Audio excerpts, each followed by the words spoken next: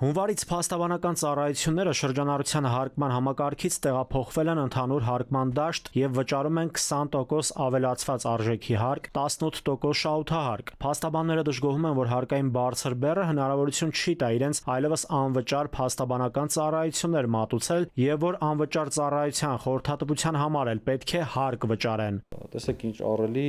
թվի է փոխվել եւ բնականաբար, երբ որ ավելացած արժեքի հարկի դաշտ է հայտնվում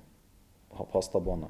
ուրեմն ավելացած արժեքի հարկի դաշտի ռեժիմով նույնիսկ անհատուց ծառայություն մատուցելու դեպքում պետությունն ասում է իմ ավելացած արժեքի հարկը պետք է 10։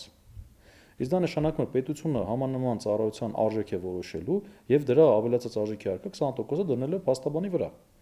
Իսկ փաստաբանը պարզ է, որ արդեն անվճար գործ չի անի։ Կառավարության հարկային օրենսգրքի փոփոխության հեղինակները հայտնեցին, թե գտել են խնդրի լուծման տարբերակը եւ ավելացված արժեքի հարկի դաշտ տեղափոխված փաստաբաններն անվճար ծառայություններ մատուցելու համար 5%-անոց քվոտա կստանան։ Եթե հաշվետու ժամանակահատվածում փաստաբանական բոլոր ծառայությունների ընդհանուր արժեքը չի գերազանցի հարկման բազայի 5%-ը։ Ընդ որում, այստեղ եթե 5%-ից ավելին կլինի,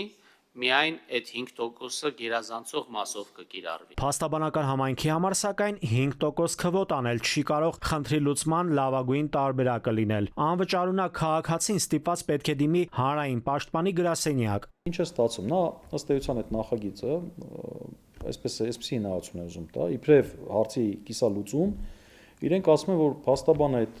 հաշվետու ժամանակաշրջանի, որը 1 ամիսն է, հա, 1 ամսվա մեջ կարող է 5%-ի չափով իր այդ 1 ամսվա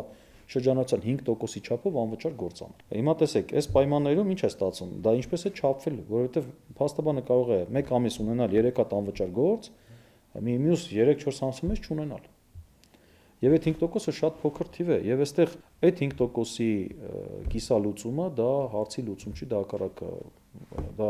լրացուցիչ խնդիրներ է առաջացնելու մեր համայնքում։ Արա Զոհրաբյանի դիտարկմամբ հարկային նոր բեռին նոր ձևավորված փաստաբանական գրասենյակներն էլ չեն կարողանա դիմանալ։ Արդյունքում կձևավորվեն մեծ փաստաբանական գրասենյակներ, փոքրերն ու միջինները կվերանան։ Ստվերում աշխատող փաստաբաններն էլ ավելի շատ կլինեն, շատերն էլ փաստաբանական գործունեություն կծավալեն արտասահմանում։